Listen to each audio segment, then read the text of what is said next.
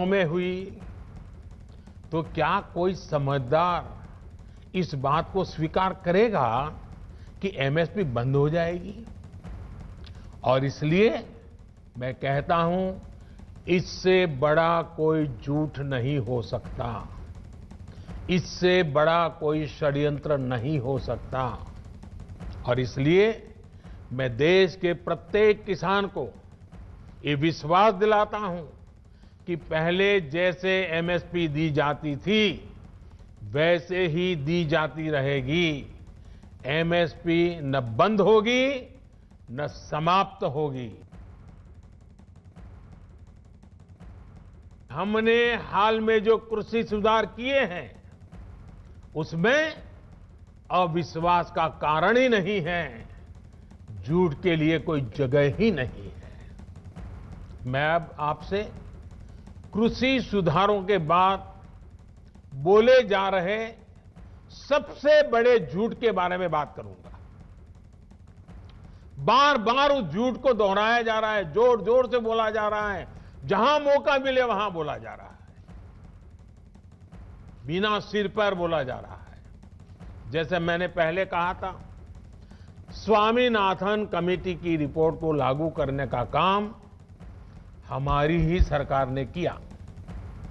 अगर हमें एमएसपी हटानी होती तो स्वामीनाथन कमेटी की रिपोर्ट लागू ही क्यों करते भाई?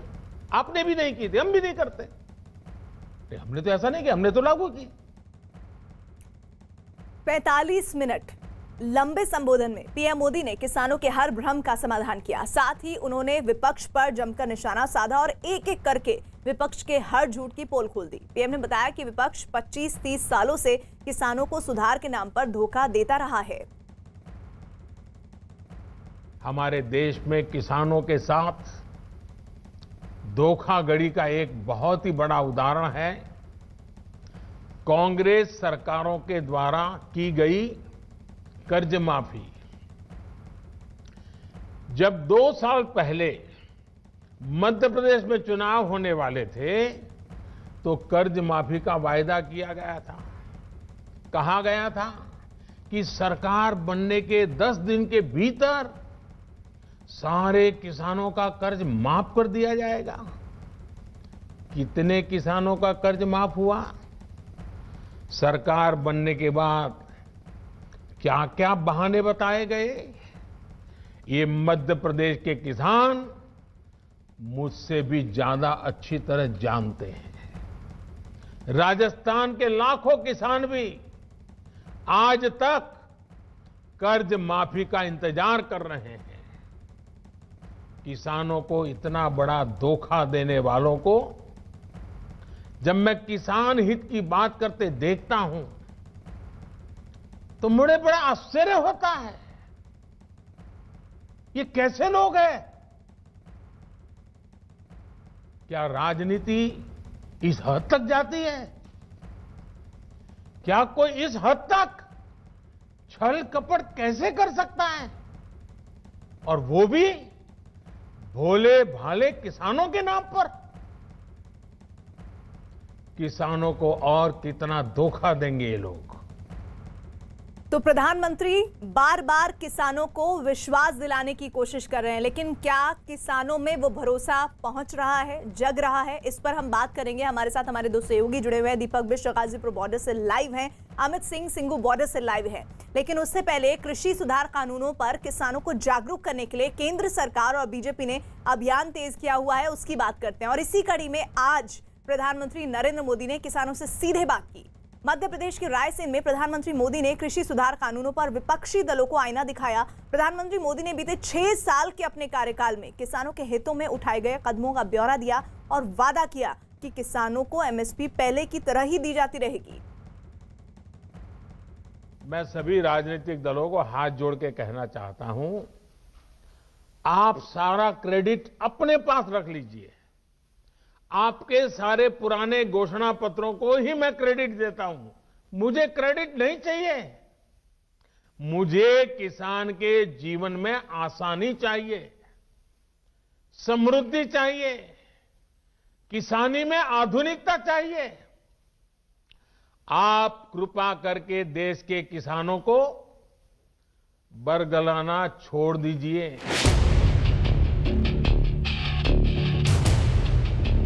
कृषि सुधार कानून पर मोदी मंत्र। आपको कानून में इस क्लॉज में क्या दिक्कत है बताइए। जो भी दिक्कत है वो आप बताइए। तो इन राजनीतिक दलों के पास कोई ठोस जवाब नहीं होता। किसानों को पीएम मोदी का संदेश। अगर आज देश के सभी राजनीतिक दलों के पुराने घोषणा पत्र देखे जाएं, तो उनके पुराने बयान सुने जाएं, पहले जो देश की कृषि व्यवस्था संभाल रहे थे ऐसे महानुभावों की चिट्ठियां देखी जाए, तो आज जो कृषि सुधार हुए हैं वो उनसे अलग नहीं है। भ्रम जाल से बचने का संदेश। सचमुच में तो देश के किसानों को उन लोगों से जवाब मांगना चाहिए जो पहले अपने घोषणा पत्र में इन सुधार करने की बात लिखते थे, वकालत करते थे और बड़ी बड़ी बातें करके किसानों के वोट बटोरते रहे, लेकिन अपने घोषणा पत्र में लिखे गए वादों को भी पूरा नहीं किया। कृषि सुधार कानूनों पर किसान सम्मेलन के जरिए जागरूकता अभियान छेड़ चुकी बीजेपी ने बीते 2 दिनों में देश भर में कई सभाएं की। इन सभाओं में कई राज्य के मुख्यमंत्रियों के अलावा केंद्रीय मंत्रियों ने भी हिस्सा लिया। अब इसी मुद्दे पर खुद प्रधानमंत्री नरेंद्र मोदी ने किसानों से सीधी बात की है। ये हमारी सरकार एमएसपी को लेकर इतनी गंभीर है कि हर बार बुवाई से पहले एमएसपी की घोषणा करती है। इससे किसान को भी आसानी होती है, उन्हें भी पहले पता चल जाता है कि इस फसल पर इतनी एमएसपी मिलने वाली है। वो कुछ बदलाव करना चाहता है तो उसे सुविधा होती है। साथियों, 6 महीने से ज्यादा का समय हो गया जब ये कानून लागू किए गए। ये कानून तो लागू हो चुके थे, 6 महीने पहले हो चुके थे। कानून बनने के बाद भी वैसे ही एमएसपी की घोषणा की गई जैसे पहले की जाती थी। कोरोना महामारी से लड़ाई के दौरान भी ये काम पहले की तरह किया गया। एमएसपी पर खरीदी भी उन्हीं मंडियों में हुई जिनमें कानून बनने से पहले होती थी, कानून बनने के बाद भी वही हुई। अगर कानून लागू होने के बाद भी एमएसपी की घोषणा हुई, एमएसपी पर सरकारी खरीदी हुई, उन्हीं मंडियों में हुई, तो क्या कोई समझदार इस बात को स्वीकार करेगा कि एमएसपी बंद हो जाएगी? हालांकि प्रधानमंत्री ने इस कार्यक्रम के जरिए 35 लाख किसानों को 1600 करोड़ की राहत राशि बांटी, लेकिन उन्होंने इस मौके को कृषि सुधार कानूनों पर किसानों के भ्रम दूर करने के अवसर में भी बदल दिया। ये कृषि सुधार, ये कानून रातों रात नहीं आए हैं। पिछले 20-22 साल से इस देश की हर सरकार ने, राज्यों की सरकार ने इस पर व्यापक चर्चा की है। कम अधिक सभी संगठनों ने इन पर विमर्श किया है। देश के किसानों के संगठन, कृषि एक्सपर्ट्स, कृषि अर्थशास्त्री, कृषि वैज्ञानिक, हमारे यहां के प्रोग्रेसिव किसान भी लगातार कृषि क्षेत्र में सुधार की मांग करते आए हैं। जब प्रधानमंत्री वर्चुअल रैली के जरिए किसानों से सीधे मुखातिब हुए थे, उस वक्त रायसेन में मंच पर मध्य प्रदेश के मुख्यमंत्री शिवराज सिंह चौहान भी मौजूद थे। शिवराज सिंह चौहान ने किसान सम्मेलन में मौजूद लोगों का घुटना टेक कर अभिवादन किया। दुनिया का पेट भरने की खातिर चैन से नहीं सोने वाले, जो हरियाली और खुशहाली के लिए दिन रात जो हरियाली और खुशहाली के लिए दिन और रात काम करता है, ऐसे किसान बहनों और भाइयों को शिवराज सिंह चौहान हाथ जोड़ के, सील झुका के, और कई बार मैं घुटना टेक कर प्रणाम करता हूं तो कांग्रेसियों को जलन होती है, लेकिन आज फिर घुटना टेक के किसान भाइयों और बहनों को प्रणाम करूंगा।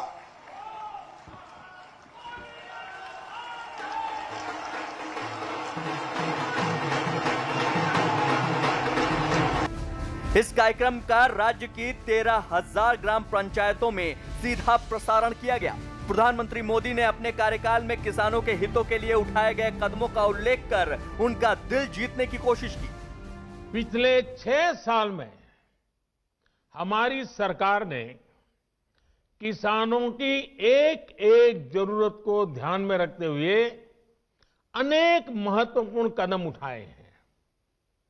इसी कड़ी में देश के किसानों की उन मांगों को भी पूरा किया गया है जिन पर बरसों से सिर्फ और सिर्फ मंथन चल रहा था। कृषि सुधार कानूनों को खत्म करने की मांग को लेकर पंजाब के किसान दिल्ली की सीमाओं पर 23 दिनों से आंदोलन कर रहे हैं। केंद्र सरकार की तरफ से इन किसान संगठनों से कई दौर की बातचीत हुई। जब इससे कोई रास्ता नहीं निकला तो बीजेपी ने किसान सम्मेलनों के जरिए देश भर के किसानों को इस कानून को लेकर जागरूक करने का फैसला किया।